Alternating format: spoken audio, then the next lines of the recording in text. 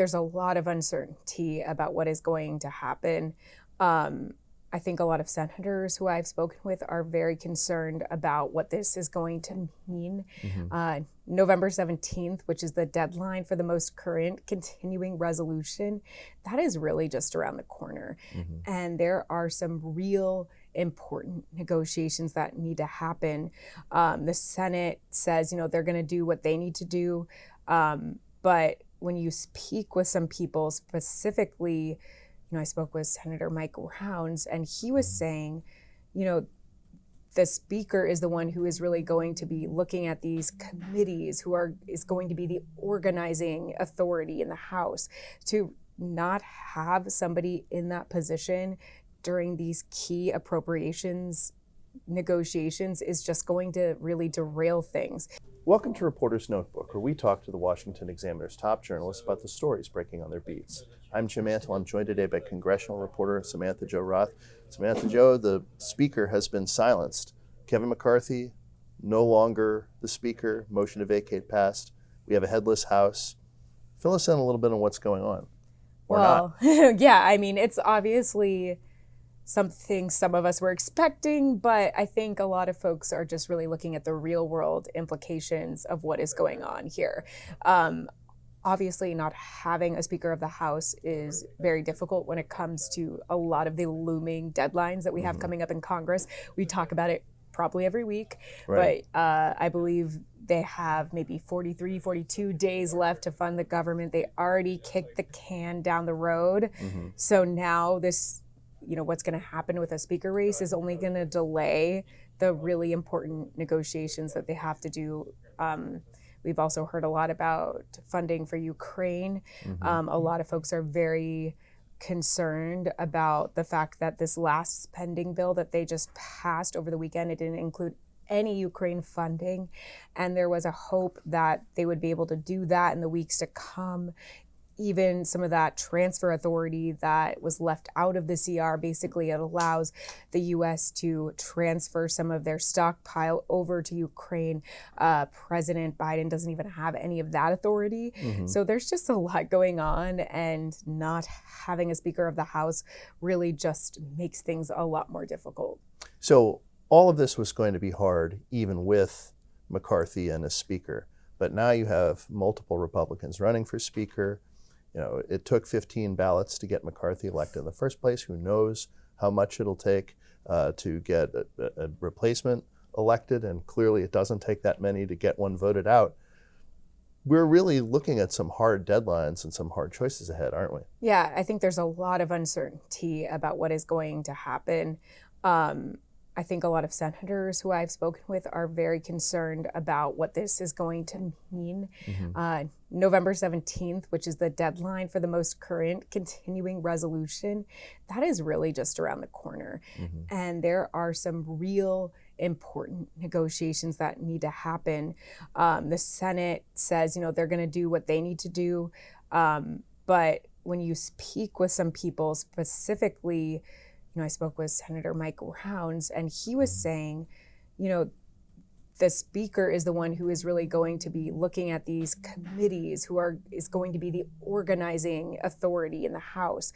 To not have somebody in that position during these key appropriations negotiations is just going to really derail things.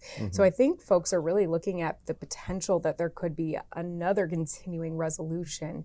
And that is the very thing that some of these far-right House Republicans didn't want in the first place. So, it does appear that maybe some folks didn't think things all the way through before this actually happened. So is the Senate trying to project an air of normalcy while all of this is going on in the House? Yeah, they absolutely are. They're trying to say, we are the more civilized chamber. We work together in a bipartisan way.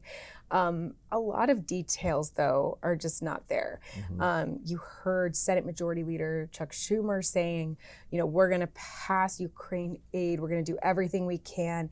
But they just haven't been very specific about how exactly they're going to be able to do this, specifically when there's a lot of uncertainty about who is going to be the leader of the House.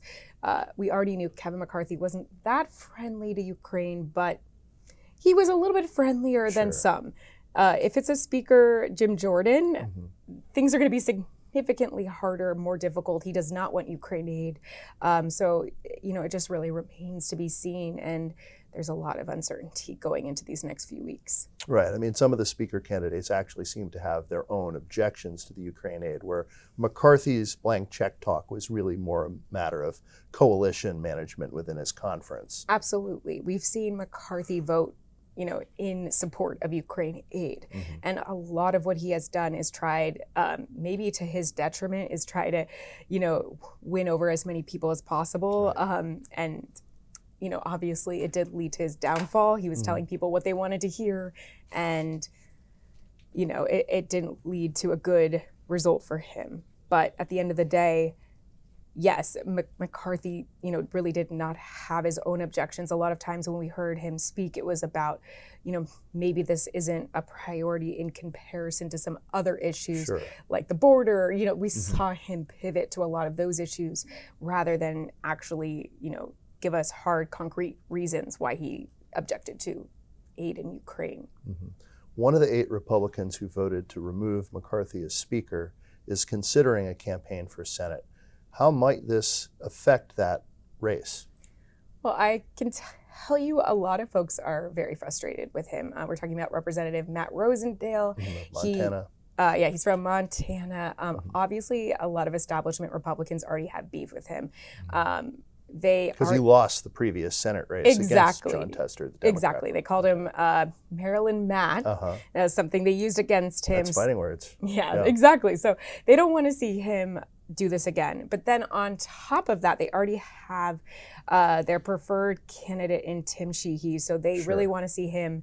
So obviously they were hoping to clear the field. But then on top of that, you have a lot of things that just came out in the recent weeks.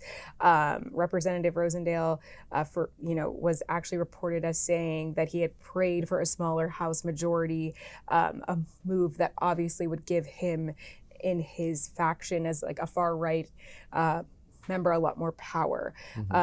He has repeatedly voted against, he was part of the 15 rounds of House Speaker Kevin McCarthy getting the gavel. He's voted repeatedly against the debt limit, government spending.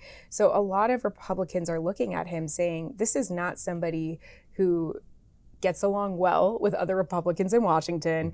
This is somebody who has openly prayed for the downfall of, our conference. And this is also somebody who just let this entire situation with House Speaker Kevin McCarthy actually happen with no plan to replace him at that time. So a lot of Republicans are just very frustrated, and they're looking at the real life implications of what just happened. And so, I've spoken to a number of them. We've also heard from Republicans in Montana, and a lot of people just say this is the straw that broke the camel's back. Really, nobody should be supporting this person. I can also tell you I was in the hallway. I tried to speak with Senator Ted Cruz of Texas. Cruz is somebody that has endorsed Rosendale in the past, and he didn't even want to speak about this. So I think, this has implications for his electability, favorability across the board. An election year is right around the corner. Yeah, absolutely. Thank you, SJ. Thank you. You can read Samantha-Jo and the rest of our political team's coverage at washingtonexaminer.com.